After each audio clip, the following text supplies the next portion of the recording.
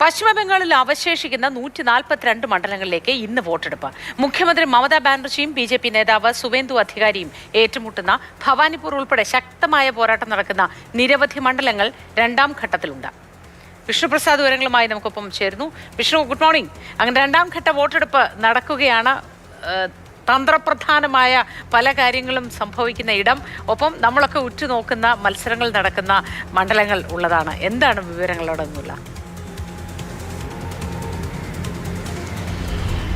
Moti, good morning. എന്തായാലും രണ്ടാം ഘട്ട പോളിംഗിനായി 142 മണ്ഡലങ്ങളിലും ഇപ്പോൾ വോട്ടെടുപ്പ് ആരംഭിച്ചിരിക്കുകയാണ്. തെരഞ്ഞെടുപ്പിന്റെ ഭാഗമായി നമുക്കറിയാവുന്നതുപോലെ ചരിത്രത്തിൽ ഇന്നേ വരെ കണ്ടിട്ടില്ലാത്ത അത്രയും വലിയ സുരക്ഷാ സന്നാഹമാണ് ഇവിടെ നടത്തിയിട്ടുള്ളത്, പശ്ചിമബംഗാളിൽ നടത്തിയിട്ടുള്ളത്. ഇത്തവണ തെരഞ്ഞെടുപ്പിന്റെ സുരക്ഷ ഒരുക്കുന്നതിന് NIA കൂടി രംഗത്തുണ്ട് എന്നൊരു വസ്തുത അല്ലെങ്കിൽ ഒരു പുതിയ വിശേഷം കൂടി പശ്ചിമബംഗാളിൽ ഇന്ന് പങ്കുവെക്കാൻ സാധിക്കും. എന്തായാലും നേരത്തെ സൂചിപ്പിച്ചതുപോലെ ഭവാനിപൂരാണ് ഏറ്റവും ശ്രദ്ധേയമായ പോരാട്ടം നടക്കുന്ന മണ്ഡലം. ഈ രണ്ടാം ഘട്ടത്തിൽ അത് മുഖ്യമന്ത്രി മമതാ ബാനർജിയും BJP നേതാവ് സുവേന്ദു അധികാരിയും തമ്മിലാണ് മത്സരം. മറ്റ് പ്രധാനപ്പെട്ട മണ്ഡലങ്ങൾ എന്ന് പറയുന്നതിൽ ഒന്ന് ടോളിഗഞ്ചാണ്. ടോളിഗഞ്ചിൽ തൃണമൂൽ കോൺഗ്രസിന്റെ ശക്തനായ സ്ഥാനാർത്ഥി അരൂപ് ബിശ്വാസും അതോടൊപ്പം തന്നെ BJP നേതാവും നടിയുമായ പാപിയ അധികാരിയും തമ്മിലാണ് മത്സരം നടക്കുന്നത്. പാനിഹട്ടി മറ്റൊരു പ്രധാനപ്പെട്ട മണ്ഡലമാണ്. നമുക്കറിയാവുന്നതുപോലെ RG-കർ ആശുപത്രിയിലെ ഒരു പീഡനം നമ്മൾ സമീപകാലത്ത് ഏറെ വിവാദം സൃഷ്ടിച്ച ഒരു കൊലപാതകമായിരുന്നു. ആ പീഡന കേസിലെ ഇരയുടെ അമ്മയാണ് അവിടെ BJP സ്ഥാനാർത്ഥിയായിട്ടുള്ളത്. തൃണമൂലിന്റെ തീർത്ഥങ്കർ ഘോഷാണ് എതിർ സ്ഥാനാർത്ഥി. ബിധാനഗറിലേക്ക് പോവുകയാണെങ്കിൽ തൃണമൂൽ നേതാവ് സുജിത് ബോസും BJP-യുടെ ശരദ്വത് മുഖർജിയും തമ്മിലാണ് മത്സരം നടക്കുന്നത്. കൊൽക്കത്ത പോർട്ടിലേക്ക് വരികയാണെങ്കിൽ തൃണമൂൽ കോൺഗ്രസിന്റെ മുതിർന്ന നേതാവ് ഫിർഹദ് ഹക്കീമും അതോടൊപ്പം തന്നെ BJP-യുടെ രാകേഷ് സിംഗുമാണ്. മാത്രവുമല്ല, ഇപ്പോൾ ഈ പോളിംഗ് നടക്കുന്ന 142 മണ്ഡലങ്ങൾക്ക് ഒരു പ്രാധാന്യമുണ്ട്. അതായത് നോർത്ത് 24 പർഗാനസും അതോടൊപ്പം തന്നെ സൗത്ത് 24 പർഗാനസും ഇന്നാണ് ജനവിധി എഴുതുന്നത്. ഈ രണ്ട് മണ്ഡലങ്ങളിൽ നിന്ന് മാത്രമായി ഈ രണ്ട് ജില്ലകളിൽ നിന്ന് മാത്രമായി ഏകദേശം 23 ലക്ഷം ആളുകളുടെ പേരുകളാണ് SIR മൂലം വോട്ടർ പട്ടികയിൽ നിന്ന് നീക്കം ചെയ്തിട്ടുള്ളത്. കൊൽക്കത്തയിലേക്ക് വരികയാണ് എങ്കിൽ 7 ലക്ഷം പേരുടെ പേരുകൾ അവിടെ നിന്ന് നഷ്ടപ്പെടുകയും ചെയ്തിട്ടുണ്ട്. ഇങ്ങനെ ഇന്നിപ്പോൾ തെരഞ്ഞെടുപ്പ് നടക്കുന്ന ഹൗറയായാലും അതോടൊപ്പം തന്നെ നാദി ആയാലും അത്തരം ജില്ലകളിലെല്ലാം തന്നെ ഈ SIR വലിയ ചർച്ചാ വിഷയമായ മണ്ഡലങ്ങളാണ്.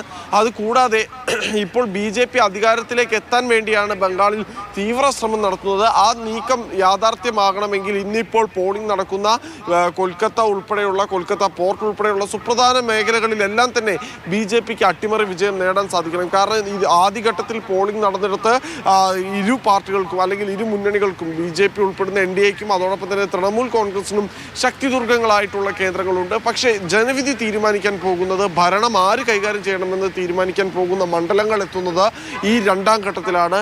മമതാ ബാനർജി തികഞ്ഞ ആത്മവിശ്വാസത്തിലാണ്.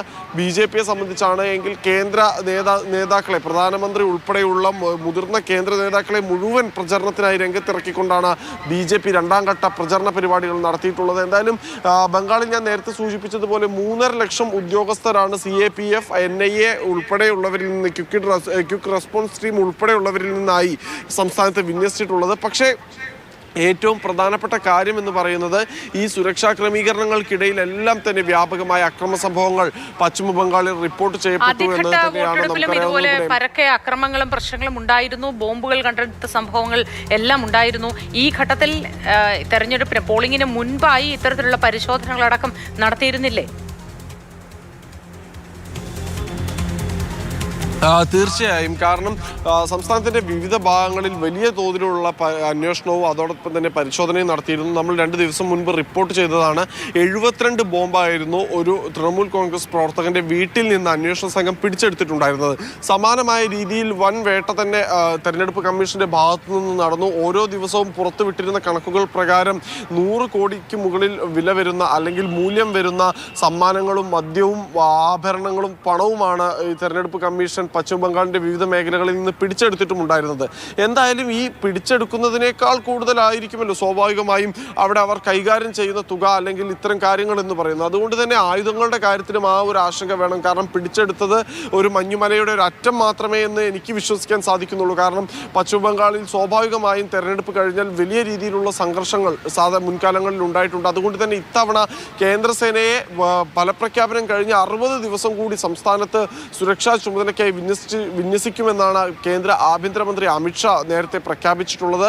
പശ്ചിമ ബംഗാളിൽ വലിയ സംഘർഷങ്ങൾക്ക് സാധ്യതയുണ്ട് എന്ന ഇന്റലിജൻസ് മുന്നറിയിപ്പും ലഭിച്ചിട്ടുണ്ട്. എന്തായാലും കഴിഞ്ഞ ദിവസം ഉൾപ്പെടെ നമ്മൾ കണ്ട ഒരു കാഴ്ച എന്ന് പറയുന്നത് പോലീസ് ഉണ്ടായിരിക്കെ തന്നെ അവർക്ക് മുൻപിൽ വെച്ചുകൊണ്ട് ഇത്തരം സംഘർഷങ്ങൾ നടക്കുന്ന ചില ദൃശ്യങ്ങൾ പശ്ചിമ ബംഗാളിൽ നിന്ന് വന്നിരുന്ന ഒരു CAPF ഉദ്യോഗസ്ഥന്റെ കാലിൽ വെടിയേൽക്കുന്ന ഉൾപ്പെടെയുള്ള സാഹചര്യം പശ്ചിമ ബംഗാളിൽ ഉണ്ടായിരുന്നു. എന്തായാലും ഇത്തവണ തെരഞ്ഞെടുപ്പ് ഭയരഹിതമായും പക്ഷാപാതരഹിതമായും നടത്തുമെന്ന പ്രഖ്യാപനമാണ് കേന്ദ്ര തെരഞ്ഞെടുപ്പ് കമ്മീഷൻ നടത്തിയിട്ടുള്ളത്.